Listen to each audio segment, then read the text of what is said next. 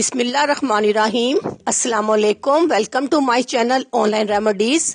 मैदे की खराबी, मैदे का दर्द, इसका कामयाब इलाज। रोटी से हर किस्म के मैदे के मसाइल का शाफी कामयाब इलाज। अगर किसी का मैदा खराब रहता हो और हाजमे का निजाम बिगड़ चुका हो तो उसके लिए 2 कच्चे सेबों का रस निकाल कर इसमें 1 या 2 रोटियों का आटा गूंदें।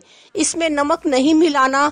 मैदे का मरीज ये रोटी 1 हफ्ता खा ले तो इसके मैदे के तमाम इमराज खत्म हो जाते हैं और निजाम इंहजाम दुरुस्त हो जाता है। अपनी दुआओं में याद रखिएगा। अल्लाह हाफिज।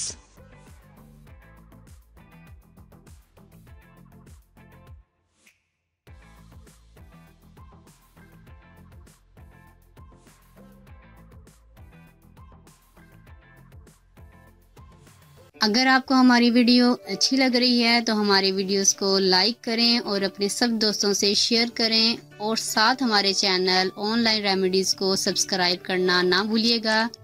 मिलती हूँ मैं आपको एक नई वीडियो के साथ। तब तक के लिए अल्लाह हाफिज।